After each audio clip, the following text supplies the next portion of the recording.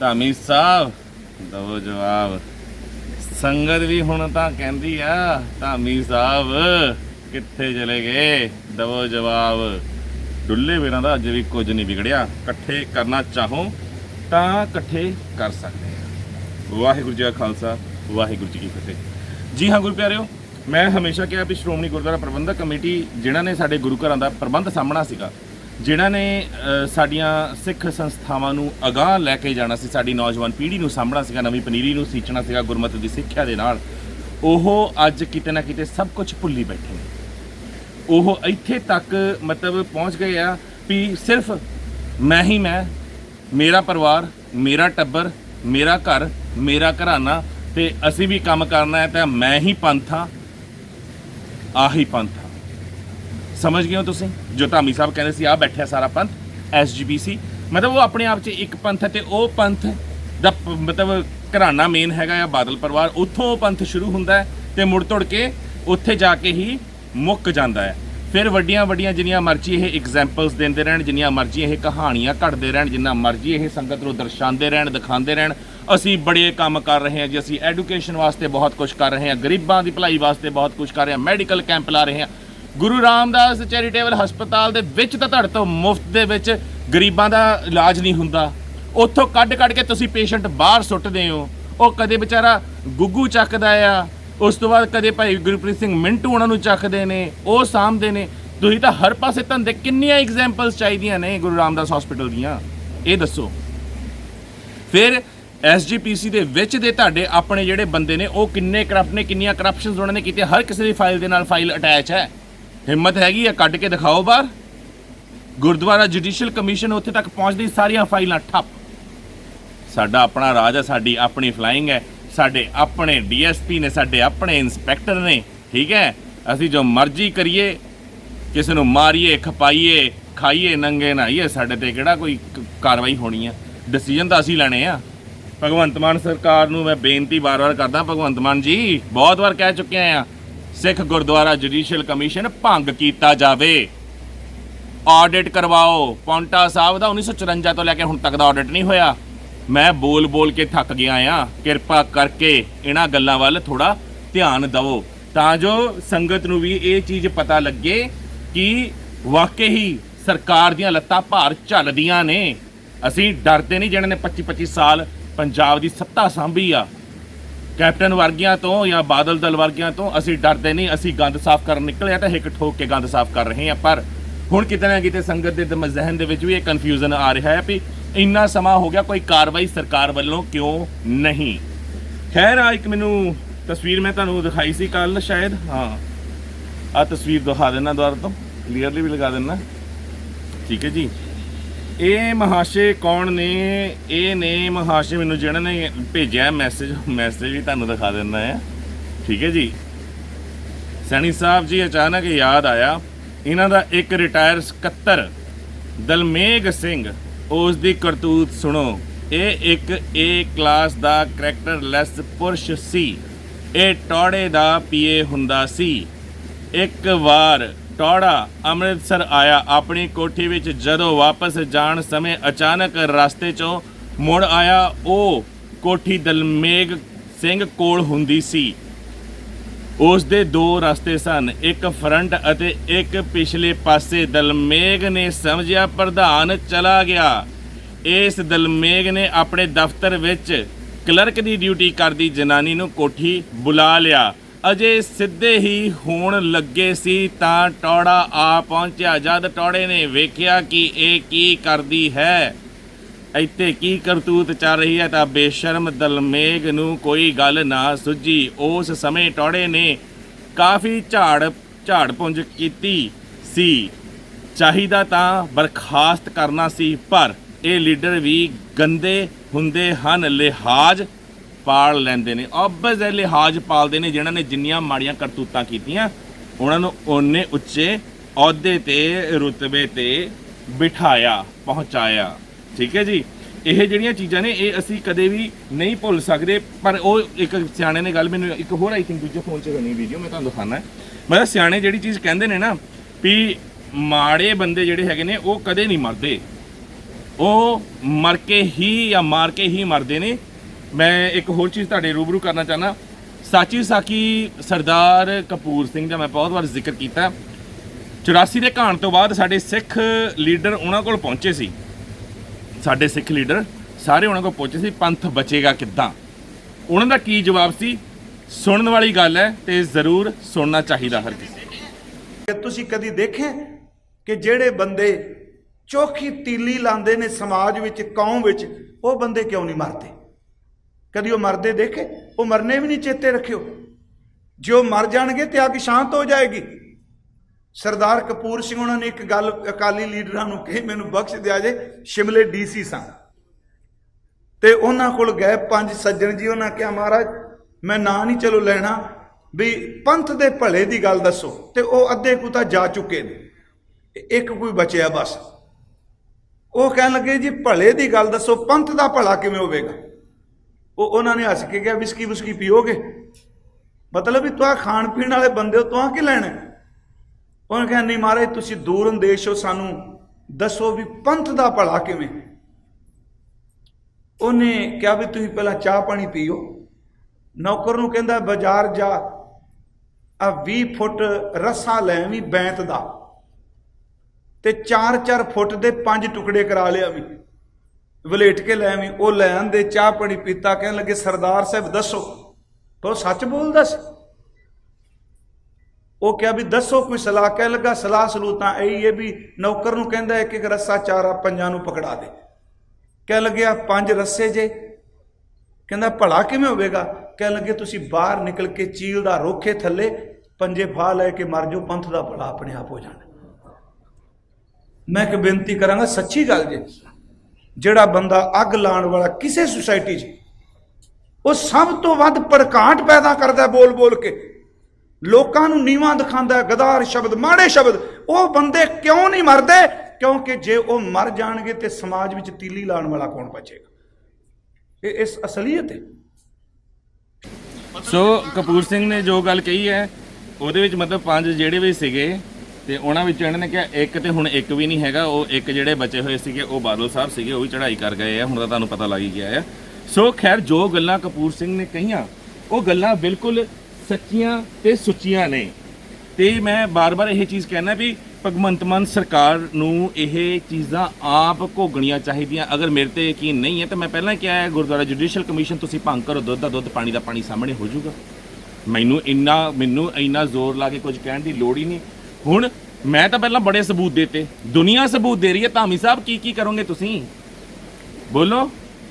ਮੈਂ ਸਿੱਧੇ ਤੇ ਸਪਸ਼ਟ ਸ਼ਬਦਾਂ ਦੇ ਵਿੱਚ ਕਹਿਣਾ ਵੀ ਦੁਨੀਆ ਸਬੂਤ ਦੇ ਰਹੀ ਹੈ ਤੇ ਦੁਨੀਆ ਦੇ ਸਬੂਤ ਜਿਹੜੇ ਨੇ ਤੁਸੀਂ ਉਹਨਾਂ ਤੋਂ ਕਿੱਦਾਂ ਇਨਕਾਰੇ ਜਾਓਗੇ? ਉਸ ਚੀਜ਼ ਤੋਂ ਤੁਸੀਂ ਕਿੱਦਾਂ ਗੁਰੇਜ਼ ਕਰੋਗੇ? ਇੱਕ ਹੋਰ ਤੁਹਾਨੂੰ ਮੈਂ ਵੀਡੀਓ ਤੁਹਾਡੇ ਰੂਬਰੂ ਕਰਦਾ ਹਾਂ ਤੇ ਇਹ ਇੰਦਰ ਸਿੰਘ ਨੇ ਸਾਰੀ ਦੀ ਸਾਰੀ ਕਥਾ ਵੀ ਕਿੰਨੇ ਕਰੋੜਾਂ ਦੇ ਘਪਲੇ ਕਿੱਦਾਂ ਹੋਏ ਨੇ, ਕਿੱਥੋਂ ਸ਼ੁਰੂ ਹੋਏ, ਕਿੱਥੇ ਖਤਮ ਹੋਏ, ਉਹ ਜ਼ਰੂਰ ਦੇਖਣਾ ਬਣਦਾ ਆ ਸਾਡਾ। ਠੀਕ ਹੈ ਜੀ, ਆਹ ਸੰਗਤ ਜੀ ਜ਼ਰੂਰ ਧਿਆਨ ਦੇਣਾ। ਰਘਬੀਰ ਸਿੰਘ ਰਾਜਾ ਸੰਸੀ ਵੱਲੋਂ ਜੋ ਸ਼੍ਰੋਮਣੀ ਕਮੇਟੀ ਦੇ ਅੰਦਰਲੇ ਭੇਦ ਪ੍ਰਗਟ ਕੀਤੇ ਗਏ ਨੇ, ਉਹਨਾਂ ਦਾ ਅਗਲਾ ਭਾਗ ਤੁਹਾਡੇ ਨਾਲ ਸਾਂਝਾ ਕਰਨ ਲੱਗਿਆ। ਬੜੀ ਮਿਹਨਤ ਅਤੇ ਦਿਨ ਰਾਤ ਮੁਸੀਬਤਾਂ ਝੱਲ ਕੇ ਨਜਾਇਜ਼ ਅਨਸਰਾਂ ਤੋਂ ਗੁਰਦੁਆਰਾ ਸ਼ਹੀਦ ਬਾਬਾ ਤਾਰਾ ਸਿੰਘ ਵਾਂ ਅਤੇ ਗੁਰਦੁਆਰਾ ਗੁਰੂਸਰ ਸਤਲਾਣੀ ਦੀਆਂ ਕਰੋੜਾਂ ਰੁਪਏ ਦੀਆਂ ਜ਼ਮੀਨਾਂ ਅਤੇ ਹੋਰ ਗੁਰਦੁਆਰਾ ਸਾਹਿਬਾਨਾਂ ਦੀਆਂ ਜ਼ਮੀਨਾਂ ਜੋ ਸ਼ਰਾਰਤੀ ਅਨਸਰਾਂ ਪਾਸੋਂ ਛੁਡਵਾ ਕੇ ਸ਼੍ਰੋਮਣੀ ਕਮੇਟੀ ਦੇ ਹਵਾਲੇ ਕੀਤੀਆਂ। ਇਹਨਾਂ ਜ਼ਮੀਨਾਂ ਵਿੱਚੋਂ 1 ਇੰਚ ਵੀ ਜ਼ਮੀਨ ਪ੍ਰਧਾਨ ਸ਼੍ਰੋਮਣੀ ਕਮੇਟੀ ਅਤੇ ਸਰਦਾਰ ਹਰਬੇਅੰਤ ਸਿੰਘ ਸਕੱਤਰ ਜਾਂ ਸਰਦਾਰ ਪ੍ਰਕਾਸ਼ ਸਿੰਘ ਬਾਦਲ ਨੂੰ ਵੋਟਾਂ ਦੀ ਖਾਤਰ ਵਾਪਸ ਕਰਨ, ਗਹਿਣੇ ਕਰਨ ਜਾਂ ਵੇਚਣ ਨਹੀਂ ਦੇਵਾਂਗਾ। ਇਸ ਸੰਬੰਧੀ ਭਾਵੇਂ ਮੈਨੂੰ ਕਿੰਨੀ ਵੀ ਕੁਰਬਾਨੀ ਦੇਣੀ ਪਏ, ਮੈਨੂੰ ਪਤਾ ਲੱਗਾ ਹੈ ਕਿ ਇਹ ਲੋਕ ਇਲੈਕਸ਼ਨਾਂ ਲਈ ਪੈਸਾ ਇਕੱਠਾ ਕਰਨ ਵਾਸਤੇ ਕਈ ਤਰ੍ਹਾਂ ਦੇ ਹੱਥਕੰਡੇ ਵਰਤ ਰਹੇ ਹਨ। ਇਹਨਾਂ ਦੇ ਮਨਸੂਬੇ ਸਿਰੇ ਨਹੀਂ ਚੜ੍ਹਨ ਦਿੱਤੇ ਜਾਣਗੇ। ਸਮੁੱਚੇ ਪੰਥ ਨੂੰ ਚਾਹੀਦਾ ਹੈ ਕਿ ਉਹ ਇਸ ਪਾਸੇ ਠੋਸ ਫੈਸਲਾ ਦੇਵੇ। ਇਹ ਤਾਂ ਕੇਵਲ 200 ਕਰੋੜ ਦਾ ਮਸਲਾ ਸਾਹਮਣੇ ਲਿਆਂਦਾ ਹੈ। ਅੱਗੋਂ ਠੋਸ ਸਬੂਤਾਂ ਤਹਿਤ ਪੰਥ ਨੂੰ ਮੈਂ ਜਾਣੂ ਕਰਵਾਉਂਦਾ ਰਹਾਂਗਾ ਕਿ ਗੁਰੂ ਘਰ ਵਿੱਚ ਸੰਗਤਾਂ ਵੱਲੋਂ ਚੜ੍ਹਾਵੇ ਦਾ ਇੱਕ ਇੱਕ ਪੈਸਾ ਜੋ ਮੱਥਾ ਟੇਕਣ ਨਾਲ ਇਕੱਤਰ ਹੋਇਆ ਹੈ, ਇਹ ਸਰਦਾਰ ਪ੍ਰਕਾਸ਼ ਸਿੰਘ ਬਾਦਲ ਵੱਲੋਂ ਥਾਪੇ ਗਏ ਪ੍ਰਧਾਨਾਂ ਨੇ ਕਿਵੇਂ ਬੇਦਰਦੀ ਨਾਲ ਲੁੱਟਿਆ ਅਤੇ ਬਿਨਾਂ ਲੋੜ ਤੋਂ ਅਨਿਯਮਿਤ ਕਾਰਵਾਈ ਕਰਕੇ ਆਪਣੇ ਜਾਤੀ ਮੁਫਾਦ ਲਈ ਸ਼੍ਰੋਮਣੀ ਕਮੇਟੀ ਅਤੇ ਧਰਮ ਪ੍ਰਚਾਰ ਕਮੇਟੀ ਦੇ ਮੈਂਬਰਾਂ ਦੇ ਵਿਰੋਧ ਕਰਨ ਦੇ ਬਾਵਜੂਦ ਉਹਨਾਂ ਲਈ 2.5 ਸੈਂਟ ਤੱਕ ਨੋਟ ਤੱਕ ਨਹੀਂ ਲਿਖਿਆ ਜਾਂਦਾ। ਅਜਿਹਾ ਕਿਉਂ? ਇਹ ਹਰਬੰਸ ਸਿੰਘ ਦੁਬਾਰਾ ਸਰਵਿਸ ਵਿੱਚ ਕਿਵੇਂ ਆ ਗਿਆ? ਸਾਰਾ ਪੰਥ ਨੇ ਸਾਰੇ ਮੈਂਬਰ ਜਾਣਦੇ ਹਨ। ਖਾਲਸਾ ਜੀ, ਸ਼੍ਰੋਮਣੀ ਗੁਰਦੁਆਰਾ ਪ੍ਰਬੰਧਕ ਕਮੇਟੀ ਦੇ ਮੈਂਬਰ ਕੁਝ ਬੋਲਣਾ ਚਾਹੁਣ ਤਾਂ ਵੀ ਨਹੀਂ ਬੋਲ ਸਕਦੇ। ਮੈਂ ਉਹਨਾਂ ਸਤਿਕਾਰਯੋਗ ਮੈਂਬਰਾਂ ਨੂੰ ਵੀ ਬੇਨਤੀ ਕਰਦਾ ਹਾਂ ਕਿ ਇਤਿਹਾਸ ਕਾਇਮ ਰਹਿਣਾ ਹੈ। ਗੁਰੂ ਨੂੰ ਸਮਰਪਿਤ ਹੋ ਕੇ ਗੁਰੂ ਸਿਧਾਂਤਾਂ 'ਤੇ ਚੱਲਣ ਦਾ ਪਹਿਰਾ ਦਿਓ, ਨਹੀਂ ਤਾਂ ਇਤਿਹਾਸ ਤੁਹਾਨੂੰ ਤੇ ਤੁਹਾਡੇ ਕਿਰਦਾਰ ਨੂੰ ਕਦੇ ਮਾਫ ਨਹੀਂ ਕਰੇਗਾ। ਸਦਾ ਲਾਹਣਤਾਂ ਪੈਂਦੀਆਂ ਰਹਿਣਗੀਆਂ ਤੁਹਾਨੂੰ। ਇਸ ਤੋਂ ਇਲਾਵਾ ਮੋਟੇ ਵੇਰਵੇ ਅਨੁਸਾਰ ਦਾਸ ਪਾਸ ਜੋ ਪੁਖਤਾ ਸਬੂਤ ਹਨ, ਉਹਨਾਂ ਦਾ ਵਿਸਥਾਰ ਇਸ ਤਰ੍ਹਾਂ ਹੈ। ਨੰਬਰ 1, ਸ੍ਰੀ ਗੁਰੂ ਗ੍ਰੰਥ ਸਾਹਿਬ ਜੀ ਦੇ ਪਹਿਲੇ ਪ੍ਰਕਾਸ਼ ਦਿਹਾੜੇ ਤੇ 400 ਸਾਲਾ ਦਿਵਸ ਜੋ ਕੇਵਲ 29 ਅਗਸਤ 2004 ਨੂੰ ਸ਼ੁਰੂ ਹੋ ਕੇ 1 ਸਤੰਬਰ 2004 ਦੀ ਰਾਤ ਨੂੰ ਸਮਾਪਤ ਹੋ ਗਿਆ ਸੀ। ਇਸ ਦਾ ਇੱਕੋ ਇੱਕ ਹੀ ਦੀਵਾਨ ਨਿਊ ਅੰਮ੍ਰਿਤਸਰ ਵਿਖੇ 1 ਸਤੰਬਰ ਨੂੰ 9 ਵਜੇ ਸ਼ੁਰੂ ਹੋ ਕੇ 4 ਵਜੇ ਸ਼ਾਮ ਨੂੰ ਸਮਾਪਤ ਹੋ ਗਿਆ ਸੀ। ਇਸ ਸ਼ਤਾਬਦੀ ਸਮੇਂ 1 ਕਰੋੜ 50 ਲੱਖ ਦੇ ਕਰੀਬ ਕੇਬਲ ਸ਼ਾਮਿਆਨੇ ਅਤੇ ਡੈਕੋਰੇਸ਼ਨ ਦਾ ਬਿੱਲ ਬਣਾਇਆ ਗਿਆ, ਜਾਣੀ ਕਿ 1.5 ਕਰੋੜ ਰੁਪਈਏ। ਇਸ ਵਿੱਚੋਂ 1 ਕਰੋੜ ਦੇ ਲਗਭਗ ਪੇਮੈਂਟ ਹੋ ਚੁੱਕੀ ਹੈ, ਪਰ ਬਾਅਦ ਵਿੱਚ ਕੇਸ ਅਦਾਲਤ ਗੁਰਦੁਆਰਾ ਜੁਡੀਸ਼ਲ ਕਮਿਸ਼ਨ ਵਿੱਚ ਚਲੇ ਜਾਣ ਕਰਕੇ ਗੁਰਦੁਆਰਾ ਸਾਹਿਬ ਦਾ ਘੱਟੋ ਘੱਟ 36 ਲੱਖ ਰੁਪਈਆ ਬਚ ਗਿਆ। ਪਰ ਜੁਡੀਸ਼ਲ ਕਮਿਸ਼ਨ ਵੱਲੋਂ ਅਜੇ ਤੱਕ ਕੋਈ ਠੋਸ ਫੈਸਲਾ ਸਾਹਮਣੇ ਨਹੀਂ ਆਇਆ। ਜੇਕਰ ਅਹੁਦੇਦਾਰ ਸੰਸੀਅਰ ਹੁੰਦੇ ਤਾਂ ਆਪ ਖੁਦ ਇਸ ਗੱਲ ਦੀ ਪੜਤਾਲ ਕਰਾਉਂਦੇ, ਪਰ ਇਸ ਕੇਸ ਵਿੱਚ ਉਸ ਸਮੇਂ ਦੇ ਅਹੁਦੇਦਾਰਾਂ, ਮੈਂਬਰਾਂ, ਅਧਿਕਾਰੀਆਂ ਦਾ ਹੱਥ ਨਾਲ ਹੋਣ ਕਰਕੇ ਕੋਈ ਇਸ ਕੇਸ ਦੀ ਸਹੀ ਇਨਕੁਆਇਰੀ ਨਹੀਂ ਕਰਵਾ ਰਿਹਾ। ਨੰਬਰ 2, ਵਿਧਾਨ ਸਭਾ ਹਲਕਾ ਕਪੂਰਥਲਾ ਦੀ ਅਕਤੂਬਰ 2005 ਵਿੱਚ ਚੋਣ ਆ ਗਈ।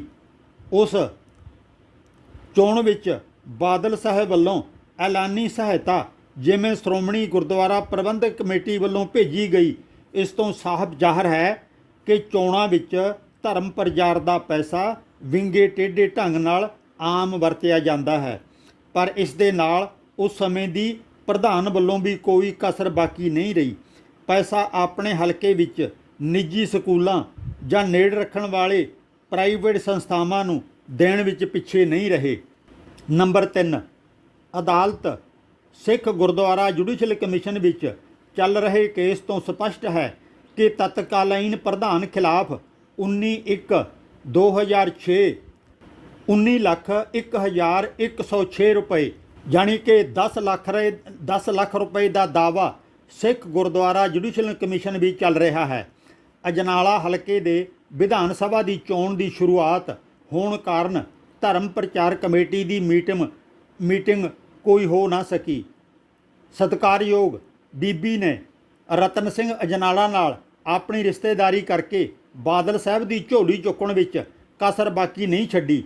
ਉਹਨਾਂ ਬਾਦਲ ਨੂੰ ਖੁਸ਼ ਕਰਨ ਲਈ ਅੱਡੀ ਚੋਟੀ ਦਾ ਜ਼ੋਰ ਲਗਾ ਕੇ ਗੁਰਦੁਆਰਾ ਐਕਟ ਦੀਆਂ ਧੱਜੀਆਂ ਉਡਾ ਕੇ ਪਿਛਲੀ ਤਰੀਕ ਵਿੱਚ ਹਲਕਾ ਅਜਨਾਲਾ ਦੇ 80 ਪਿੰਡਾਂ ਨੂੰ ਸਹਾਇਤਾ ਦੇਣ ਦਾ ਫੈਸਲਾ 2/11/4 ਨੂੰ ਹੋਈ ਧਰਮ ਪ੍ਰਚਾਰ ਕਮੇਟੀ ਦੀ ਮੀਟਿੰਗ ਵਿੱਚ ਮਤਾ ਨੰਬਰ 243 ਮਿਤੀ 2/11/4 ਰਾਹੀਂ ਦਸੰਬਰ ਮਹੀਨੇ ਦੀ ਤਰੀਕ ਨੂੰ ਰਿਲੀਜ਼ ਕਰਕੇ ਧਰਮ ਪ੍ਰਚਾਰ ਕਮੇਟੀ ਦੇ ਇੱਕੋ ਆਰਡਰ ਨੰਬਰ 1011 ਮਿਤੀ 31/12/2004 ਨੂੰ ਸਰਦਾਰ ਬਲਦੇਵ ਸਿੰਘ ਨੂੰ ਇੰਸਪੈਕਟਰ ਰਾਹੀਂ ਵੰਡਣ ਵਿੱਚ ਦੇਰ ਨਾ ਲਾਈ। ਨੰਬਰ 4, ਤਤਕਾਲੀਨ ਪ੍ਰਧਾਨ ਵੱਲੋਂ 1 ਕਰੋੜ ਤੋਂ ਵੱਧ ਰੁਪਏ ਦੀਆਂ ਸ਼੍ਰੋਮਣੀ ਕਮੇਟੀ ਫੰਡ ਵਿੱਚੋਂ ਬਿਨਾਂ ਕਿਸੇ ਪ੍ਰਵਾਨਗੀ ਦੇ ਬੱਸਾਂ ਦੀਆਂ ਚੈਸੀਆਂ ਖਰੀਦੀਆਂ ਗਈਆਂ। ਜਿਸ ਦਾ ਕੇਸ ਅਦਾਲਤ ਵਿੱਚ ਚੱਲ ਰਿਹਾ ਹੈ, ਉਸੇ ਪ੍ਰਧਾਨ ਵੱਲੋਂ ਦੁਬਾਰਾ ਸੱਤਾ ਵਿੱਚ ਆਉਣ ਤੇ ਬੱਸਾਂ ਦਾ ਖਰਚਾ ਪ੍ਰਵਾਨ ਕਰ ਦਿੱਤਾ ਗਿਆ, ਪਰ ਚੈਸੀਆਂ ਖਰੀਦਣ ਹੋਏ ਘਪਲੇ ਦਾ ਕੋਈ ਠੋਸ ਫੈਸਲਾ ਨਾ ਕੀਤਾ ਗਿਆ। ਨੰਬਰ 5, ਤਤਕਾਲੀਨ ਪ੍ਰਧਾਨ ਨੇ ਅਕਾਲੀ ਦਲ ਦੇ ਮੁਖੀ ਨੂੰ ਖੁਸ਼ ਕਰਨ ਲਈ ਪਿਛਲੇ ਸਮੇਂ ਵਿੱਚ ਨਿੱਜੀ ਸਕੂਲ ਕਾਲਜ ਪਿੰਡ ਬਾਦਲ ਨੂੰ 22 ਲੱਖ ਰੁਪਏ ਦਿੱਤੇ, ਰਣੀਕੇ ਦੇ ਨਿੱਜੀ ਸਕੂਲ ਨੂੰ 2 ਲੱਖ ਰੁਪਏ, ਸੁਰਜੀਤ ਸਿੰਘ ਨਿੱਜਰ ਦੇ ਕਾਲਜ ਨੂੰ 51 ਲੱਖ ਰੁਪਏ, ਆਨੰਦਪੁਰ ਅਕੈਡਮੀ ਨੂੰ 25 ਲੱਖ ਰੁਪਏ। ਇਸ ਤੋਂ ਇਲਾਵਾ ਹੋਰ ਨਿੱਜੀ ਸਕੂਲਾਂ ਨੂੰ ਲੱਖਾਂ ਰੁਪਏ ਹਰ ਸਾਲ ਦੇਣ ਵਿੱਚ ਕੋਈ ਕਸਰ ਨਹੀਂ ਛੱਡੀ ਜਾਂਦੀ। ਨੰਬਰ 6, ਤਤਕਾਲੀਨ ਪ੍ਰਧਾਨ ਵੱਲੋਂ ਸਾਊਥ ਅਫਰੀਕਾ ਜਾਣ ਸਮੇਂ 5,77,686 ਰੁਪਏ ਕਿਵੇਂ ਬੇਰਹਿਮੀ ਨਾਲ ਉਡਾਏ ਗਏ, ਇਸ ਸਬੰਧ ਵਿੱਚ ਵੀ ਅਦਾਲਤ ਵਿੱਚ ਕੇਸ ਚੱਲ ਰਿਹਾ ਹੈ। ਨੰਬਰ 7, ਅੰਤਰਿਮ ਕਮੇਟੀ ਵੱਲੋਂ ਵਰਲਡ ਸਾਈਟ ਤੇ ਲਿਆਉਣ ਲਈ 20 ਲੱਖ ਰੁਪਏ ਕੇਵਲ ਡਾਕੂਮੈਂਟੇਸ਼ਨ ਦੇ ਖਰਚਿਆਂ ਲਈ 2 ਕਿਸ਼ਤਾਂ ਵਿੱਚ 20 ਲੱਖ ਰੁਪਏ ਦਿੱਤੇ ਗਏ, ਪਰ ਜਿਸ ਤਰ੍ਹਾਂ RSS ਦੇ ਪ੍ਰਭਾਵ ਹੇਠ ਆ ਕੇ ਉਕਤ ਫੈਸਲੇ ਨੂੰ ਰੱਦ ਕਰ ਦਿੱਤਾ ਗਿਆ। ਸ਼੍ਰੋਮਣੀ ਕਮੇਟੀ ਵੱਲੋਂ ਇਸ ਤਰ੍ਹਾਂ ਅਕਸਰ ਹੁੰਦਾ ਆ ਰਿਹਾ ਹੈ, ਇੱਕ ਪ੍ਰਧਾਨ ਕੁਝ ਫੈਸਲਾ ਕਰਕੇ ਜਾਂਦਾ ਹੈ, ਦੂਸਰਾ ਉਸ ਨੂੰ ਆ ਕੇ ਰੱਦ ਕਰ ਜਾਂਦਾ ਹੈ, ਪਰ ਲੱਖਾਂ ਰੁਪਏ ਸ਼੍ਰੋਮਣੀ ਗੁਰਦੁਆਰਾ ਪ੍ਰਬੰਧਕ ਕਮੇਟੀ ਦੇ ਨੁਕਸਾਨ ਦਾ ਕਿਸੇ ਨੂੰ ਕੋਈ ਦਰਦ ਨਹੀਂ ਹੈ। ਨੰਬਰ 8, ਅੰਤਰ ਕਮੇਟੀ ਦੇ ਮਤਾ ਨੰਬਰ 653 ਮਿਤੀ 17/6/2002 ਰਾਹੀਂ 25,55,953 ਅੱਖਰੀ 25,55,953 ਰੁਪਏ ਦਾ ਕੇਸ ਗੁਰਦੁਆਰਾ ਸੰਨ ਸਾਹਿਬ ਲੋਕਲ ਕਮੇਟੀ ਦੇ ਪ੍ਰਧਾਨ ਇਕਬਾਲ ਸਿੰਘ ਦੇ ਵਿਰੁੱਧ ਚੈਲੰਜ ਕਰਕੇ ਗੋਲਕ ਦੀ ਮਾਇਆ ਤੇ ਠੇਕਿਆਂ ਦੀ ਰਕਮ ਜਮ੍ਹਾਂ ਨਾ ਕਰਾਉਣ ਤੇ ਰਲ ਮਿਲ ਕੇ ਗਬਨ ਕਰਨ ਦੇ ਦੋਸ਼ ਵਿੱਚ ਅਦਾਲਤ ਵਿੱਚ ਕਮਿਸ਼ਨ ਕੋਲ ਗਿਆ, ਜੋ ਅਕਾਲੀ ਦਲ ਦੇ ਮੁਖੀ ਵੱਲੋਂ ਜ਼ੋਰ ਪਾ ਕੇ ਵਾਪਸ ਕਰਵਾ ਲਿਆ ਗਿਆ ਕਿ ਅਕਾਲੀ ਵੋਟਾਂ ਤੇ ਫਰਕ ਪੈਂਦਾ ਹੈ। 3 ਮੈਂਬਰਾਂ ਦੀ ਸਬ ਕਮੇਟੀ ਨੇ ਵੀ ਫੈਸਲਾ ਲਿਆ ਕਿ ਕੇਸ ਵਾਪਸ ਨਾ ਲਿਆ ਜਾਵੇ। ਉਸ ਦੇ ਬਾਵਜੂਦ ਸ਼੍ਰੋਮਣੀ ਕਮੇਟੀ ਦੀਆਂ ਚੋਣਾਂ ਸਮੇਂ ਅਦਾਲਤ ਵਿੱਚੋਂ ਚੱਲਦਾ ਕੇਸ ਵਾਪਸ ਲੈ ਲਿਆ ਗਿਆ। ਰਿਕਾਰਡ ਸ਼੍ਰੋਮਣੀ ਕਮੇਟੀ ਦੇ ਦਫ਼ਤਰ ਵਿੱਚ ਮੌਜੂਦ ਹੈ। Number 9, Sri Guru Ramdas medical college and research institute Vallah Amritsar ਦੇ ਸਾਰੇ ਬਲਾਕ ਗੁਰਧਾਮਾਂ ਦੇ ਕਰੋੜਾਂ ਰੁਪਏ ਖਰਚ ਕਰਕੇ ਬਣਾਏ ਗਏ ਹਨ, ਜਿਸ ਵਿੱਚ ਕਰੋੜਾਂ ਰੁਪਈਆਂ ਦਾ ਘਪਲਾ ਹੋਇਆ ਸਿੱਧ ਹੋ ਜਾਂਦਾ ਹੈ। ਜੇਕਰ ਇਮਾਨਦਾਰ ਟੈਕਨੀਕਲ ਇੰਜੀਨੀਅਰਾਂ ਰਾਹੀਂ ਪੜਤਾਲ ਕਰਵਾਈ ਜਾਵੇ ਤਾਂ ਸੰਬੰਧਿਤ ਅਹੁਦੇਦਾਰਾਂ, ਅਧਿਕਾਰੀਆਂ ਅਤੇ ਜੇਈਜ਼ ਨਾਲ ਕੀਤੀ ਘਪਲੇਬਾਜ਼ੀਆਂ ਸਾਹਮਣੇ ਆ ਸਕਦੀਆਂ ਨੇ, ਪਰ ਐਸਾ ਕਰਵਾਏ ਕੌਣ, ਕਿਉਂਕਿ ਇਸ ਮੁਹਾਜ਼ ਵਿੱਚ ਬਹੁਤੇ ਅਹੁਦੇਦਾਰ ਆਪ ਲਿਬੜੇ ਹੋਏ ਹਨ।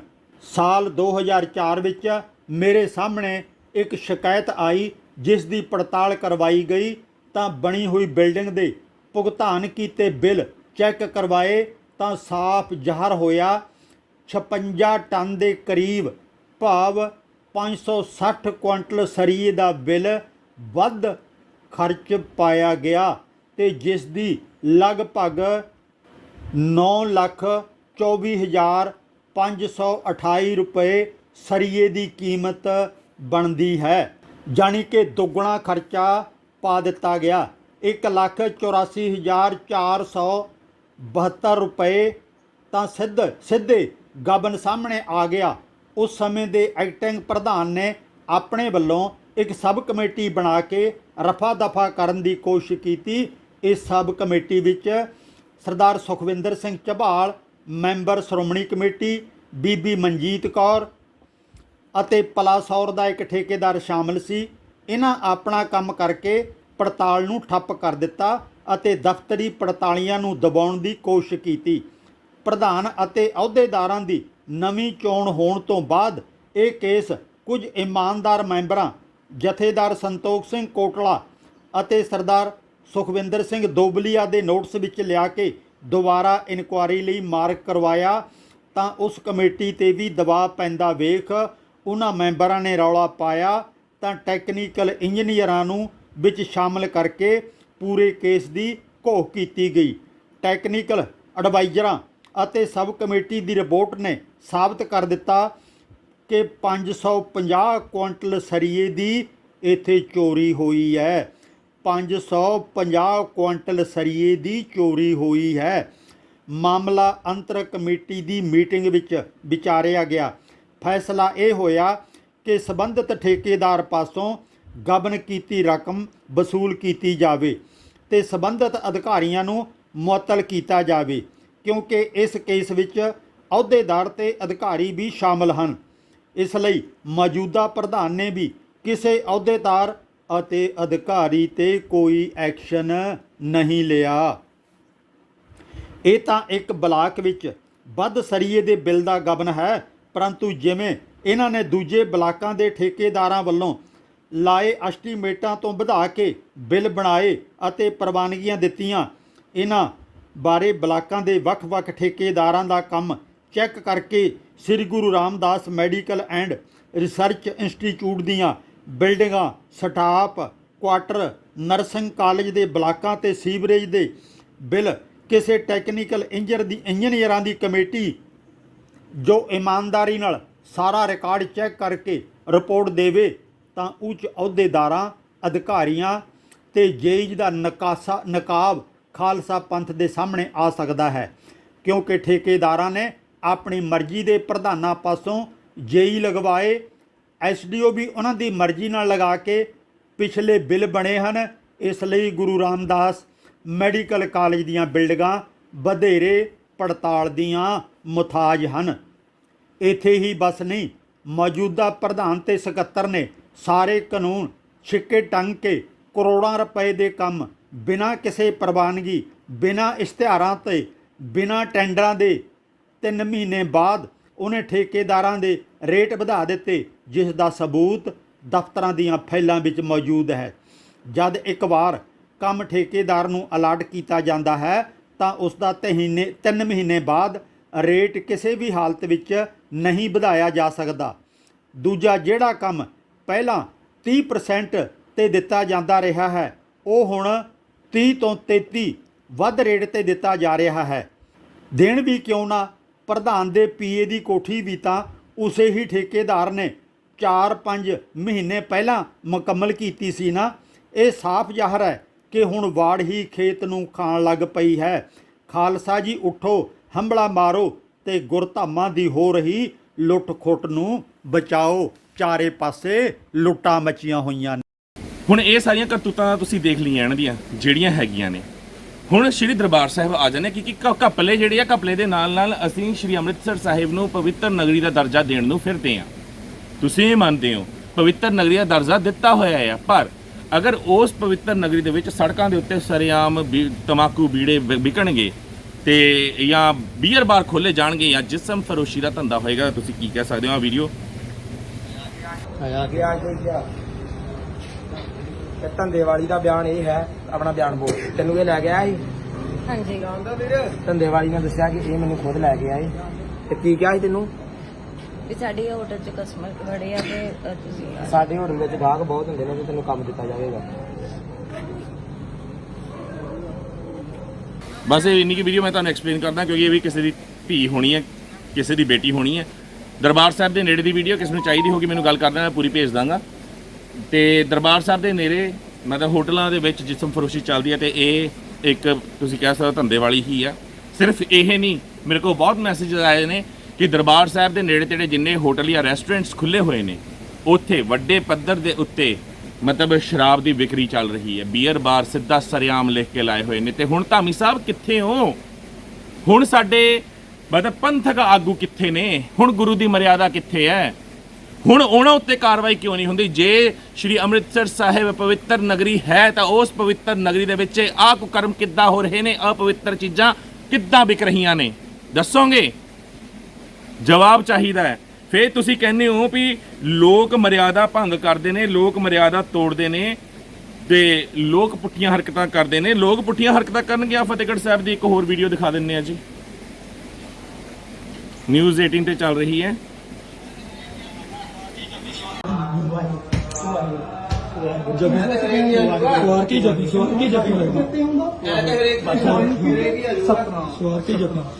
ਵਾਹਿਗੁਰੂ ਵਾਹਿਗੁਰੂ ਵਾਹਿਗੁਰੂ ਵਾਹਿਗੁਰੂ ਆਪਾਂ ਬਾਹਰ ਕੱਢ ਦੇ ਬਾਹਰ ਕੱਢ ਅੱਛਾ ਨਿਕਲ ਜਾ ਨਹੀਂ ਬਾਬਾ ਰੱਖ ਨਗੜ ਮੰਮਾ ਬਾਬਾ ਜੀ ਮਾਫ ਕਰ ਰੱਖ ਨਗੜ ਤੂੰ ਬਾਬਾ ਜੀ ਰੱਖ ਨਗੜ ਉੱਧਰ ਰੱਖ ਨਗੜ ਵਾਹਿਗੁਰੂ ਰੱਖ ਨਗੜ ਤੂੰ ਵਾਹਿਗੁਰੂ ਵਾਹਿਗੁਰੂ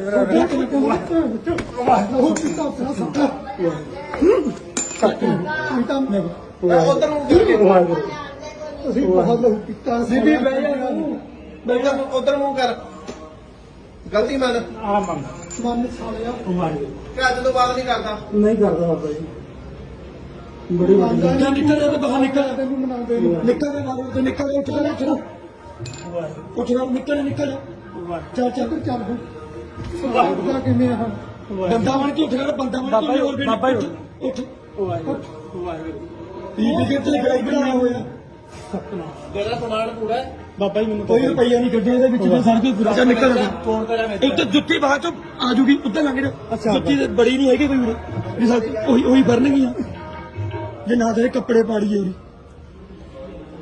ਮੈਂ ਸਲੇ ਨੇ ਭਗਵਾਨ ਵਾਲੀ ਆ ਦੱਲੇ ਨੇ ਵਾਹਿਗੁਰੂ ਵਾਹਿਗੁਰੂ ਕਰ ਰਿਹਾ ਹੈ ਸ਼ਰਾਬੀ, ਨੱਕ ਰਗੜ ਰਿਹਾ ਹੈ, ਸਿੰਘ ਉੱਥੇ ਦੇ ਛਿੱਤਰ ਫੇਰ ਰਹੇ ਨੇ ਤੇ ਫੇਰਨੇ ਬਣਦੇ ਵੀ ਨੇ ਜੀ ਛਿੱਤਰ, ਕਿਉਂਕਿ ਅਗਰ ਇਹ ਕਰਤੂਤਾਂ ਕਰਕੇ ਕੋਈ ਵੀ ਗੁਰੂ ਘਰ ਜਾਵੇ, ਕੋਈ ਵੀ ਜਾਵੇ, ਉਹਨੂੰ ਛਿੱਤਰ ਫੇਰਨਾ ਬਣਦਾ। ਪਰ ਤੁਹਾਡੇ ਮੈਨੇਜਰ, ਤੁਹਾਡੇ ਸਕੱਤਰ, ਤੁਹਾਡੇ ਈਵਨ ਮੈਂਬਰ ਜਿਨ੍ਹਾਂ ਦੇ ਘਰਾਂ 'ਚ ਸਰੇਆਮ ਪਾਰਟੀਆਂ ਦੇ ਵਿੱਚ ਮੀਟ ਮੱਛੀ ਮੁਰਗੇ ਚੱਲਦੇ ਨੇ, ਸ਼ਰਾਬਾਂ ਚੱਲਦੀਆਂ ਨੇ, ਦਿਖਾਈ ਦਿੱਤਾ ਭਿੱਟੇਵੜ ਦੇ ਮੁੰਡੇ ਦੇ ਵਿਆਹ ਤੋਂ ਆਈ ਥਿੰਕ ਪਹਿਲੀ ਲੋਹੜੀ ਦੇ ਉੱਤੇ ਜੋ ਕੁਝ ਹੋਇਆ, ਉੱਤੇ ਐਕਸ਼ਨ ਕਿਉਂ ਨਹੀਂ ਦੱਸੋ।